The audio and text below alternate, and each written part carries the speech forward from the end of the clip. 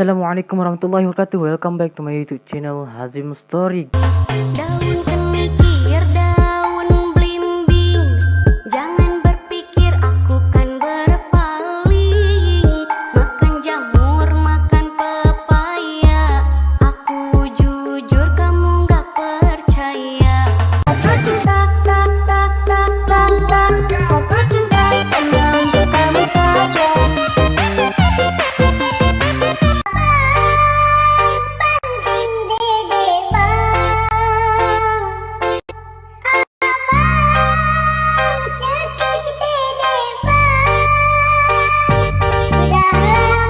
Hari ini aku nak buat reaction video 5 haiwan yang dilepaskan ke angkasa. Korang nak tahu tak haiwan apa yang dilepaskan ke angkasa tu? 5 ekor tu. 5 haiwan lah, bukan 5 ekor, 5 haiwan lah. Jom. Sebenarnya hari ni aku nak buat reaction. So aku share berdasarkan reaction. Kejap kejap guys. Okay. 5 tempat paling seram di Pahang, 5 haiwan yang pernah dihantar ke angkasa, tabir screen tak aktif. Okay, ni tajuk dia 5. Okay, apa kita tajuk balik 5 haiwan yang pernah dihantar ni. ke angkasa lepas, kupi-kupi go, 8 min. Okay, jom kita buat reaction. Let's go. Hai guys, selamat kembali ke Kupi-Kupi Go. Sekitar tahun 1950-an sehingga tahun 1970-an, Amerika dan juga Rusia berlumba-lumba untuk pergi ke angkasa. Tapi sebelum mereka menghantar seorang manusia, mereka perlu melakukan uji kaji terhadap haiwan. Dengan itu, hidupan pertama yang pergi ke angkasa lepas bukanlah manusia, tetapi anjing, monyet dan juga kucing. Hari ini kita akan lihat satu persatu. Wow, 3 haiwan tu je 3 haiwan. 3 ekor haiwan tadi disebut anjing, kucing dan juga monyet. Kita tengok Kisah mereka menarik hari ini adalah 5 haiwan yang pernah dihantar ke angkasa lepas. 5. Laika 1957, anjing pertama di angkasa.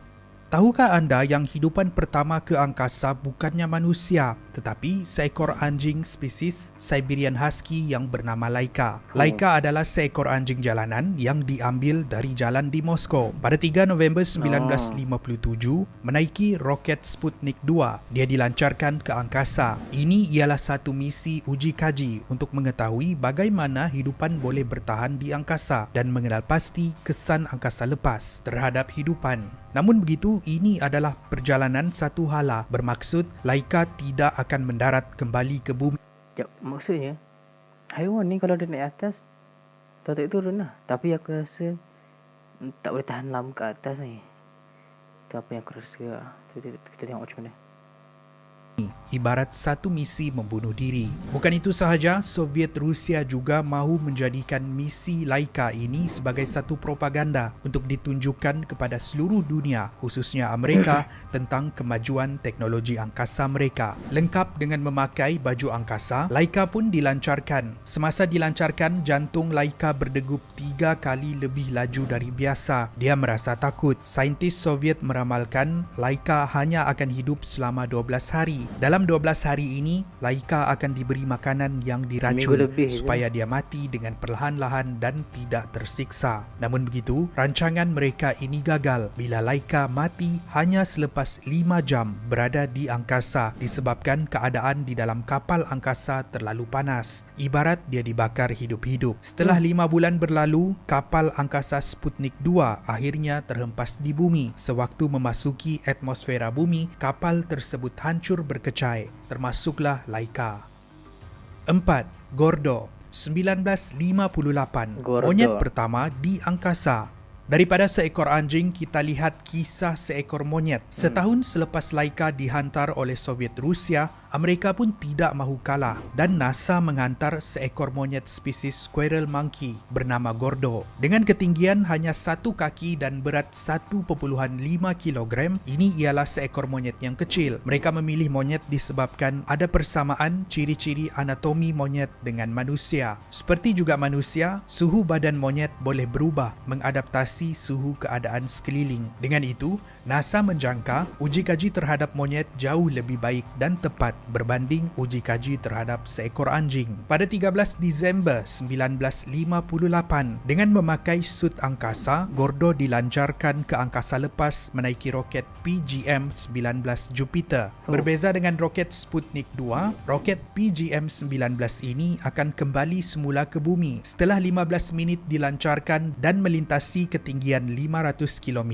PGM-19 akan kembali semula ke bumi dan menghala ke selatan Atlantik. Sewaktu mendarat, sepatutnya ada payung terjun yang terbuka untuk memastikan Gordo mendarat dengan selamat. Tapi malang sekali bila payung terjun tidak terbuka, menyebabkan Gordo terhempas. Saki Allahu baki Akbar. roket dan juga Gordo sendiri tidak dapat dijejaki. Itulah kisah Gordo, monyet pertama di angkasa. 3.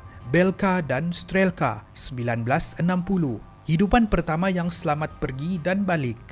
Kembali kepada uji kaji Soviet Union Rusia. Kalau Amerika gemar untuk menghantar monyet, Soviet Union Rusia pula gemar untuk menghantar anjing yang diambil di jalanan. Pada 19 Ogos 1960, pasangan anjing Belka dan Strelka pula dilancarkan ke angkasa lepas menaiki roket Sputnik 5. Tapi bukan mereka berdua sahaja yang tadi ada Sputnik di 2 dalam ni, roket Sputnik 5 pada pula. waktu itu. Ada juga 44 ekor tikus, seekor arnab, seekor lalat dan juga beberapa jenis tumbuhan. Berbeza dengan misi Laika pada tahun 1957, kesemua haiwan di Sputnik 5 mendarat dengan selamat di bumi selepas berada di angkasa selama 25 jam. Ini menjadikan mereka hidupan pertama yang pergi ke angkasa dan kembali ke bumi dengan selamat. Selepas kedua-dua anjing ini meninggal, badan mereka diawet dan disimpan di dalam Museum of Cosmonautics di Moskow, Rusia. 2. Ham 1961. Ham the chimp ataupun Ham the astro chimp ialah seekor monyet spesies chimpanzee. Sekali lagi NASA menghantar monyet yang mempunyai anatomi yang sama dengan manusia setelah menjalani latihan sejak tahun 19... Mereka hantar monyet. Yang ni hantar monyet juga. Yang kedua ni. Yang kedua tadi. Yang kedua ni aku lupa pula siapa yang hantar. Okey, kita tengok balik. Kita tengok balik. Kita sambung.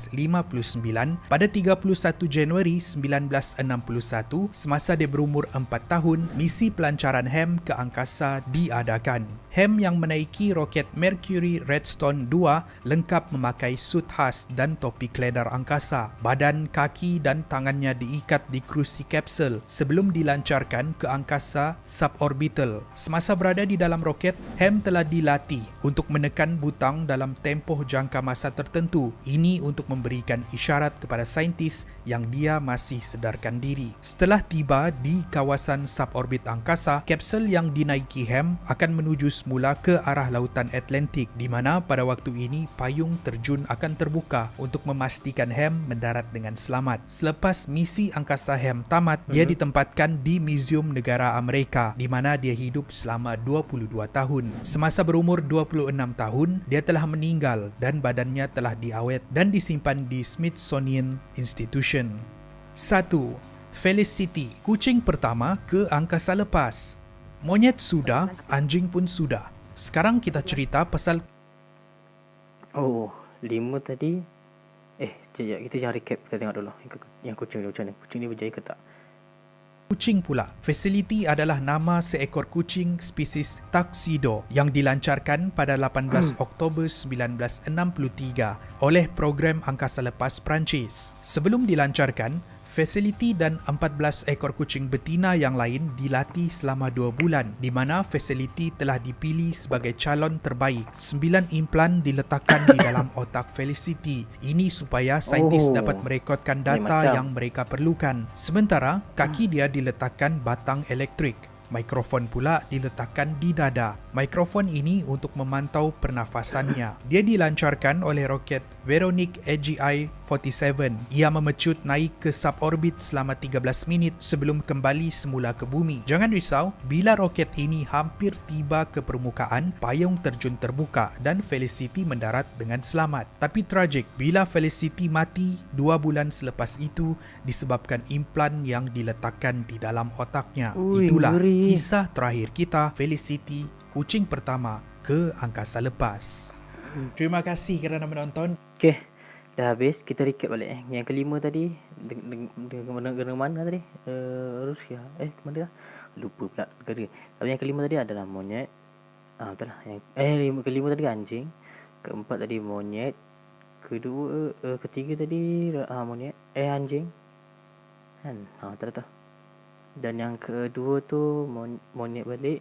Yang pertama tu kucing. Tapi itulah. Kesian akak kucing tu sebab dia dimasukkan dengan implan dia dalam otak dia.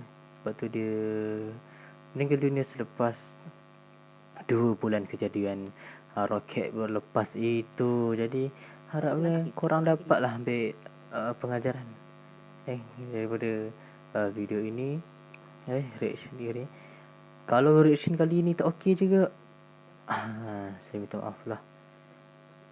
Siapa yang nak link ni, siapa yang nak komen kat bawah, aku akan letak description. Tapi kalau korang tak minta, aku takkan letak. Sebab sebenarnya malas juga nak letak ni. Okey, itu saja untuk reaction pada kali ini. Assalamualaikum warahmatullahi wabarakatuh. Bye bye.